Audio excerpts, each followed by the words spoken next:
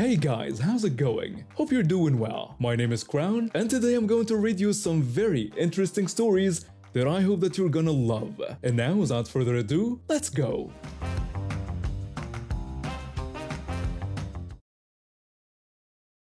I've been living in this apartment complex for about 6 months when everything went down. I worked nights at a local diner, usually getting home around 3 in the morning and sleeping until noon.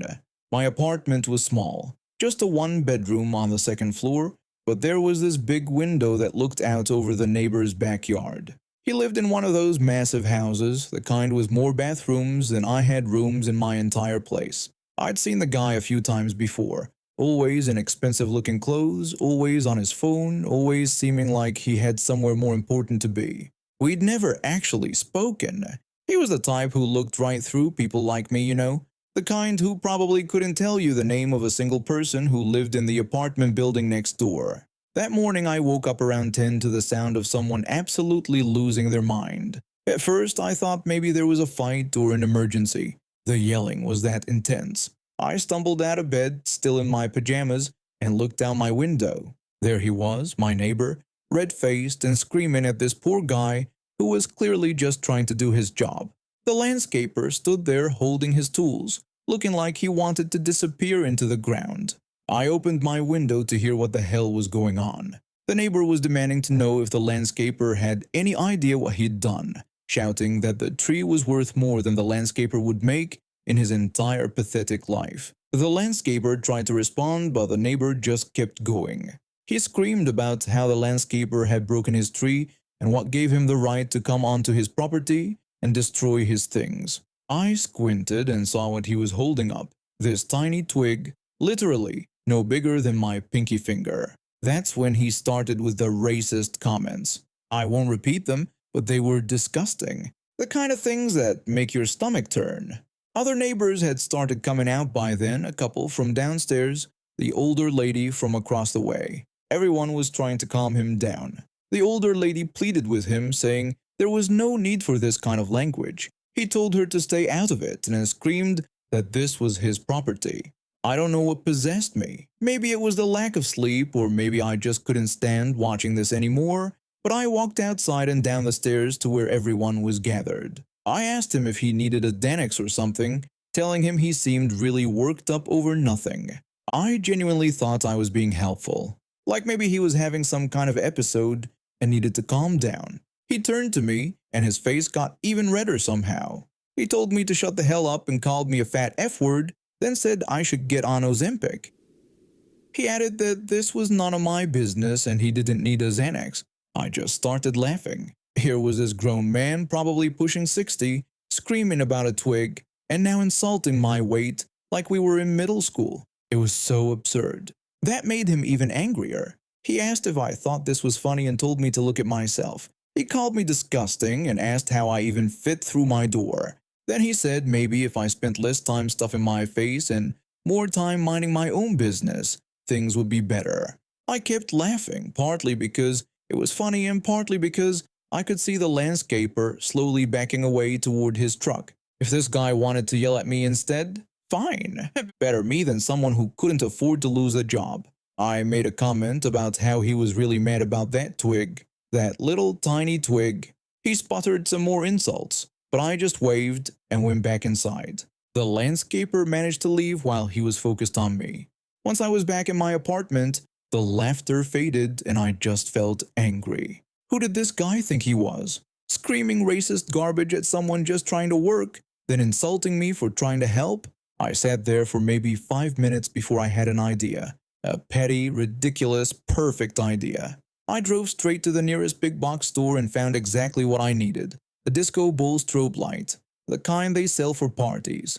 Cost me about 20 bucks. I also grabbed some poster board and markers. Back home I set everything up in my window.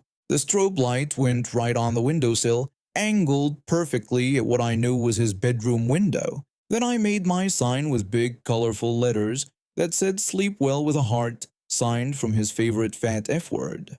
I taped it up right next to the light, plugged everything in, and left for work. That thing strobed away the entire time I was gone from about 2 in the afternoon until I got home at 2 in the morning. When I finally turned it off and went to bed, I felt pretty satisfied. The next day, I half expected him to come banging on my door, but nothing. No complaint, no confrontation, nothing. I left the sign up and ran the light every night for a week straight. After that, I switched to random nights, just to keep him guessing. Sometimes 3 nights in a row, sometimes I'd skip a week. Whenever I felt like it, really. He never said a word. Not to me, not to the other neighbors, not to anyone. I met my ex-wife back in college. We were young, thought we had everything figured out. Got married at 23, had our daughter when I was 25. The marriage didn't last, but we made it work for our daughter's sake. The divorce was as amicable as divorces get, I guess. No screaming matches in court. No fighting over every piece of furniture. We just weren't right for each other anymore. Our daughter has autism. Level 2, they call it. She needs substantial support, but she's amazing. Smart as a whip, loves dinosaurs, and has this incredible memory for facts. But changes are hard for her. Really hard. Her mom has primary custody because that's what worked best when we split. Our daughter was 7 then, and she was so attached to her mom that it made sense. I get her every Wednesday and every other weekend. It's not perfect, but we made it work. For years, we've been pretty good at this co-parenting thing. My ex and I talk regularly, coordinate on everything from doctor's appointments to what snacks to buy. We show up to school events together, sit next to each other at her therapy sessions. My current wife has been great about it all too, never made it weird or competitive. A few months back, my ex called me, sounding exhausted. She told me she needed to ask a favor. I said sure, and asked what was up. She explained that she was feeling really burnt out and some friends were planning a trip. She wanted to know if I could take our daughter from Wednesday through Sunday for 1 week. I immediately agreed and told her she deserved a break. Then I asked how she planned to explain it to our daughter. My ex said she would tell her it was a work trip. She reminded me how our daughter gets about changes to routine and said that if she knew her mom was going on vacation without her, she would spiral. I wasn't thrilled about the lie, but I understood. Our daughter doesn't handle surprises well, and knowing her mom chose to go away might feel like rejection to her. So I agreed. The week went fine. Our daughter asked about her mom's work trip a few times, but she seemed okay. We did our usual routine. She went to school. We played her favorite games. Everything seemed normal. Then last week my phone rang at 8 at night. It was our daughter crying so hard I could barely understand her. She begged me to come get her. I asked what was wrong and what had happened. Through her tears she told me her mom had lied to her and asked if I could just come get her. I drove over immediately. When I got there, my ex met me at the door looking frazzled. She explained that one of her friends had stopped by and mentioned the trip in front of our daughter. She said she didn't know her friend was going to bring it up and that our daughter just shut down and wouldn't come out of her room or talk to her. I told my ex I was taking our daughter to my place for the night. My ex asked if it was just for tonight and reminded me that our daughter needed her routine. I said we would see how she was doing. That was over a week ago. Our daughter has been with me and my wife ever since, and it's been rough. She cries multiple times a day. Not just little tears, but these gut-wrenching sobs that break my heart. She tells me she wants her mom, but doesn't know what else her mom might have lied about. She worries that maybe her mom doesn't really love her. She even asks if the divorce was her fault, and if we both lied about that. I try to reassure her that her mom loves her so much, and that the divorce had nothing to do with her. I remind her we've talked about this before, but she argues back that her mom lied about the trip and that her mom doesn't lie. She says that's what her mom always tells her, that lying is wrong and they should always tell the truth. She's been struggling at school too. Her aide called my ex to let her know our daughter has been having meltdowns and difficulty focusing.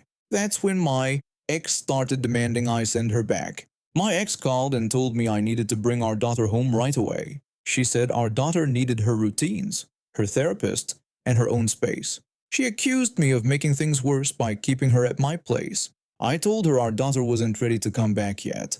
My ex said this wasn't a choice. She argued that our daughter was disrupting her entire life because of one mistake and reminded me that she was her mother. She insisted our daughter needed to come home so they could work through this properly. I reminded her that our daughter had called me to come get her, and that she was 12 years old and got to have a say in where she felt safe right now. My ex asked if I was acting like she was some kind of danger to our daughter. She threatened to call the police for custodial interference if I didn't bring her back by tomorrow. I pointed out that we had never needed police involved in 12 years and told her not to start now.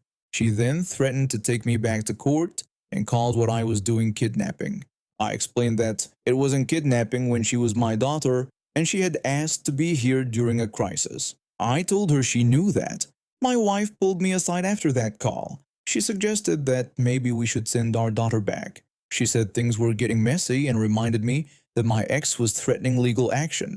She pointed out that our daughter needed her regular therapy sessions and routine and that we couldn't provide that here the same way. I acknowledged that I knew it was complicated but said that our daughter had asked to be here. I explained that she was scared and confused and needed to know that someone was listening to what she wanted. My wife asked what would happen if this made everything worse and what if the courts saw this being uncooperative. I told her that if that happened, then that's what happens. But I said I wasn't forcing our daughter to go back before she was ready. This morning my ex called again.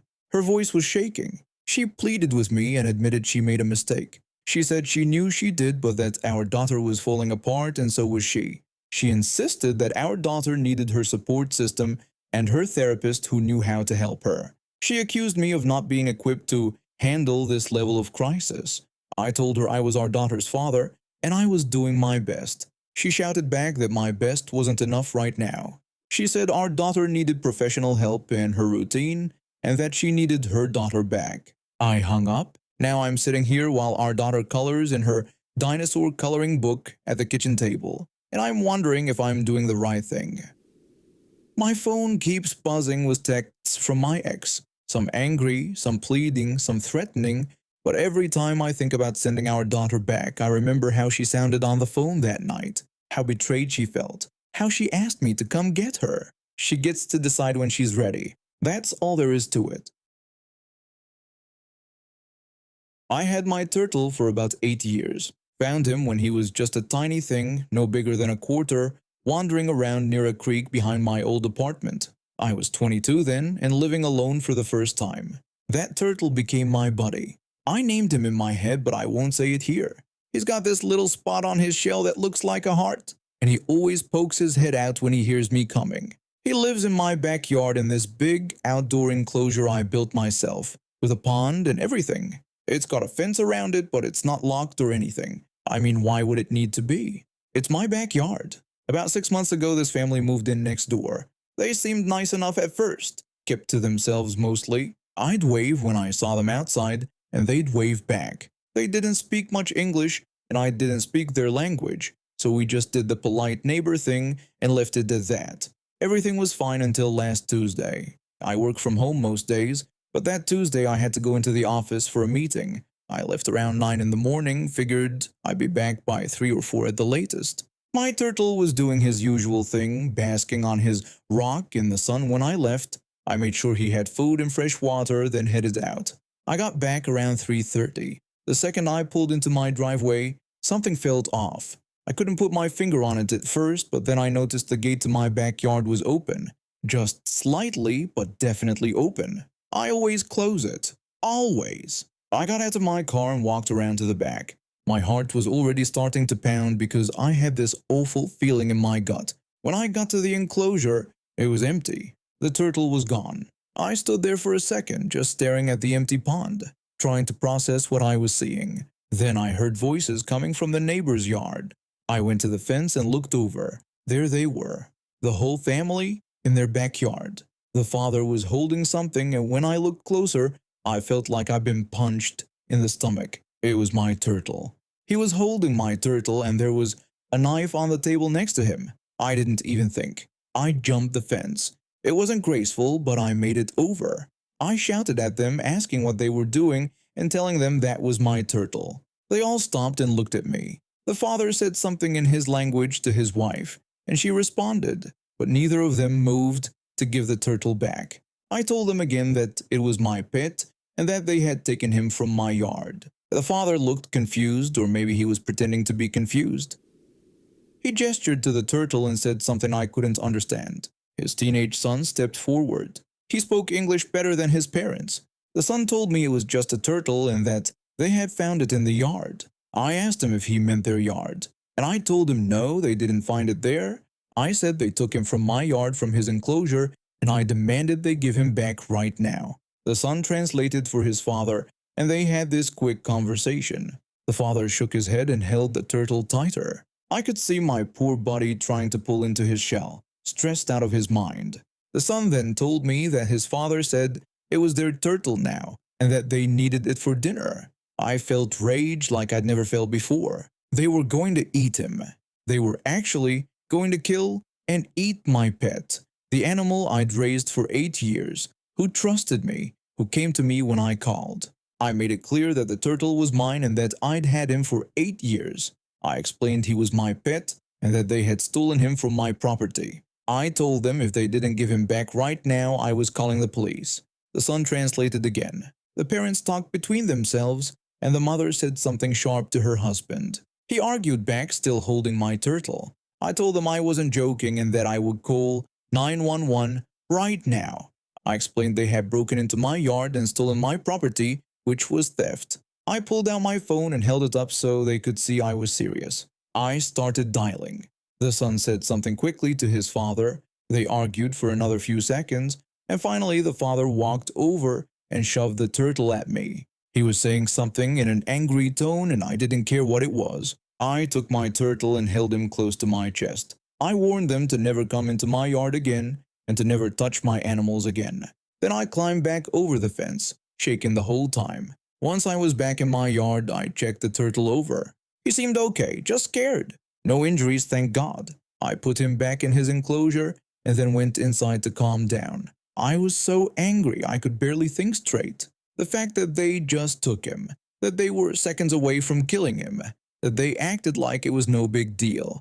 I couldn't wrap my head around it. The next day I installed a lock on my backyard gate and put up a camera pointing at the enclosure. I also called a non-emergency police line and filed a report just to have it on record in case they tried anything again. The neighbors haven't spoken to me since. They avoid eye contact when they see me outside. I'm 25, work a regular job, nothing fancy. About 4 years ago, my parents decided to foster and then adopt 2 brothers who'd been in the system. The older one was 15 when he came to us, the younger one was 10.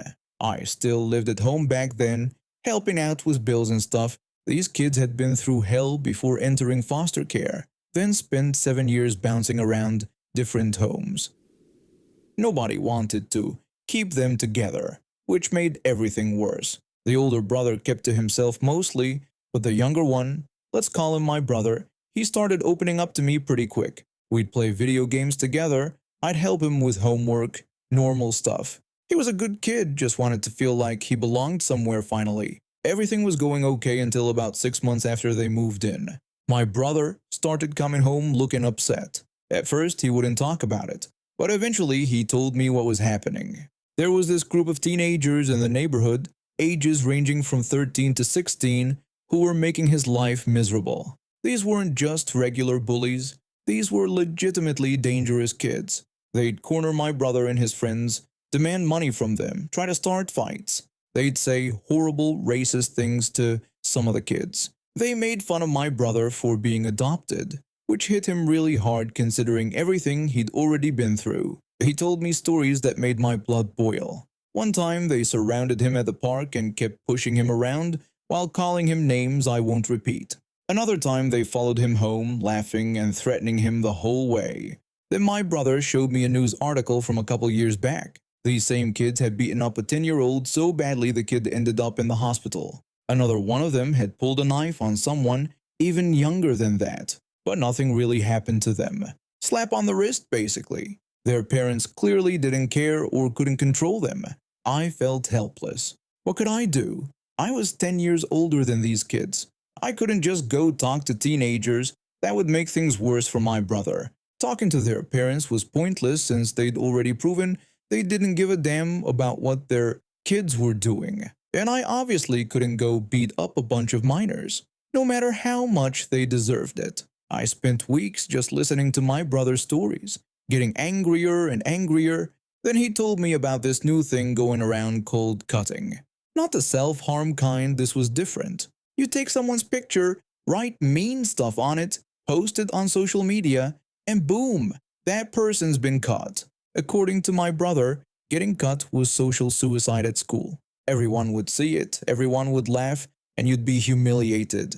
That's when I got an idea. Maybe not my proudest moment, but I was desperate to help my brother somehow. I created a fake profile on social media, made it look like it belonged to another teenager. I followed all these bullies, and they accepted because they had public accounts with hundreds of followers. I saved their pictures and got to work. I used basic photo editing to make them look ridiculous. For the kid who'd pulled the knife, I added makeup to his face, lipstick, eyeshadow, the works. For the others, I did similar stuff. Then I wrote captions. Nothing too extreme, but enough to be embarrassing. Things like, when you act tough but still sleep with a nightlight and imagine being 16 and still getting dropped off by your mom. I posted everything. Within an hour, I had 3,000 views. The comments started rolling in. People were laughing. Some of the bullies tried to act tough in the comments, saying stuff about how whoever did this was dead, but you could tell they were rattled. Their friends were sharing the posts. People from school were commenting. It spread fast. I deleted the account and waited. 2 weeks later, my brother came running up to me with his phone. He told me I needed to see something, and he reminded me about those guys who'd been bothering him. He showed me the posts, the ones I'd made, and explained that someone had cut them. His voice was excited, almost disbelieving. I acted surprised and asked him to explain what cutting was again, pretending I'd forgotten. He explained the whole thing, how it was when someone took your picture and made fun of you online, and how it was the worst thing that could happen to someone at school. He told me everyone was talking about it. He said those guys were getting roasted everywhere. I asked him what people were saying, trying to sound casual. He got more animated then, telling me how crazy it was. He said the guy who carries the knife around, everyone was saying he liked to dress up as a girl now because of the makeup picture. He explained that the bully was denying it, but nobody believed him. People kept asking him about it. He told me the other guys were getting clowned too, and that they'd stopped bothering people because everyone just laughed at them now. I just said something about karma, keeping my voice neutral. My brother agreed. He said things had been way better lately, that those guys didn't really come around anymore. He thought they were too embarrassed. Over the next few weeks, things continued to improve. The bullies kept their distance. Other kids they'd been tormenting told similar stories. These guys went from being feared to being jokes. The one with the knife makeup edit apparently got it the worst. The rumor that he liked cross-dressing spread throughout the school, and while I hadn't intended for it to go that far, I couldn't say I felt bad about it. My brother seemed happier. He wasn't coming home upset anymore. He was smiling more, joking around, being a kid. Did I feel guilty? A little bit, maybe. These were technically just kids, even if they were terrible ones. But then I'd remember the 10-year-old in the hospital. I'd remember my brother's face when he'd come home after they'd harassed him. I'd remember that they'd been getting away with this stuff for years. A few months later, I heard that one of the bully's older siblings had confronted him, asking who had cut him. The bully apparently said he didn't know, that it could be anyone because they'd messed with a lot of people. His sibling told him that maybe he should have thought about that before doing what he did. Eventually, the whole thing died down, but those kids never went back to how they were before. For as long as I can remember, I've been carrying a few extra pounds. It's not something that bothers me most days. I eat what I want, I move when I feel like it, and I'm generally happy with who I am. But there are certain times of the month when my body decides to hold on to every drop of water it can find, and my belly bloats up like I've swallowed a balloon. Anyone who has a period knows exactly what I'm talking about. This incident happened on one of those days. I had woken up feeling uncomfortable, my jeans felt tight, and I just wanted to wear something loose and get through the day. So I threw on this flowy dress that I thought would hide the bloating. Spoiler alert, it didn't. If anything, the way the fabric draped probably made me look more pregnant than I actually was, which was 0% pregnant. I was at the supermarket doing my weekly shopping. My kid was with me, sitting in the cart and munching on some crackers I had given them to keep them occupied. They were maybe 4 years old at the time, swinging their little legs and humming some song they'd learned at preschool. We were in the cereal aisle, and I was trying to decide between the healthy option and the one with marshmallows that my kid kept pointing at. The store was busy, but not packed. Just the usual weekend crowd of people grabbing groceries, pushing carts, checking their phones for their shopping lists. I was minding my own business, comparing prices, when I felt something that made me freeze. A hand on my stomach, just placed there, uninvited. I looked down and saw wrinkled fingers spreading across my dress, actually rubbing my belly in slow circles like I was some kind of good luck Buddha statue. My brain took a second to process what was happening because who does that? Who just walks up to a stranger and touches them? I looked up and saw an old lady, probably in her 70s, with gray hair and glasses hanging from a chain around her neck. She had this huge smile on her face, the kind that people wear when they think they're being sweet, but are actually being incredibly intrusive. She wasn't even looking at me. She was looking at my kid.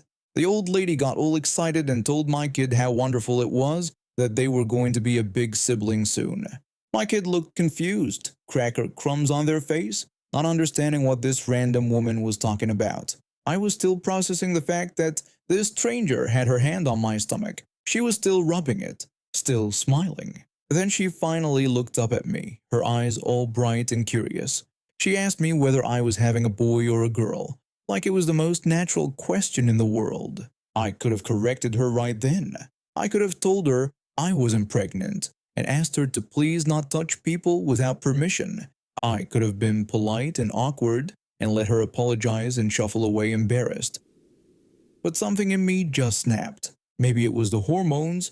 Maybe it was the audacity of someone thinking they had the right to touch my body. Maybe it was just that I was tired and bloated and didn't have the energy to be nice to someone who was being so rude. So I looked her straight in the eye. I put on the sweetest, most gentle smile I could manage. I made my voice soft and kind, like I was sharing wonderful news.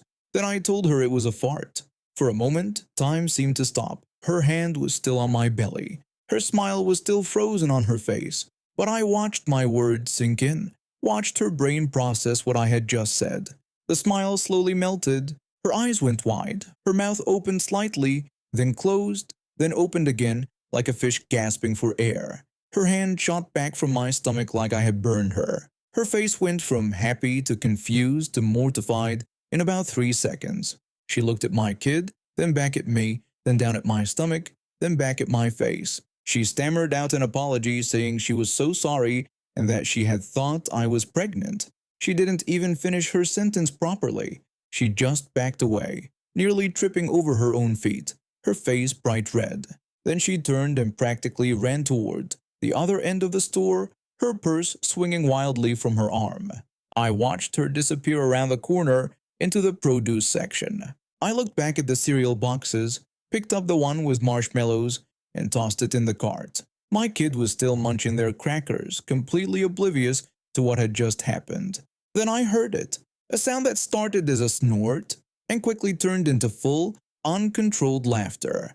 I turned and saw a guy standing a few feet away with his own shopping cart. He was probably in his 30s, and he was doubled over, one hand gripping his cart for support, tears forming in his eyes from laughing so hard. He apologized between gasps, saying he was sorry but that what I had just done was the best thing he'd ever witnessed in a supermarket. He was wheezing between words, trying to catch his breath.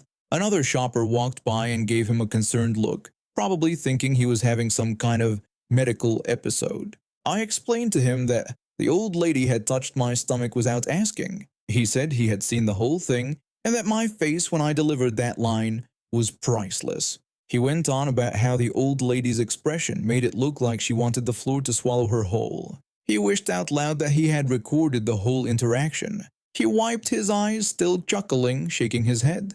He told me I had just made his entire week, maybe even his entire month, and that he was definitely going to tell everyone about what he'd witnessed. I smiled. The guy gave me a thumbs up, grabbed whatever he needed from the shelf, and walked away, still laughing to himself. I heard him giggle twice more before he turned the corner. My kid tugged on my sleeve and asked why that lady had been touching my belly. I explained that some people forget their manners. My kid seemed to accept this answer easily enough, then asked if we could get the cereal with the marshmallows. I pointed out that it was already in the cart. We finished our shopping without any more incidents. I didn't see the old lady again, though I did catch myself looking around corners just in case. Part of me felt a tiny bit bad for embarrassing her so thoroughly, but mostly I felt satisfied.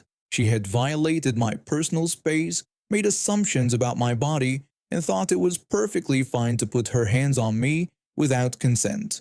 Maybe next time she'll think twice before touching a stranger. And if my response traumatized her a little bit, well, maybe that's a lesson she needed to learn. The guy at the checkout gave me a weird look when I kept smiling while he scanned my groceries, but I didn't care. I went home, told my partner what happened, and we both laughed about it for days. And now we have reached the end of today's stories. Thank you for watching, and see you next time.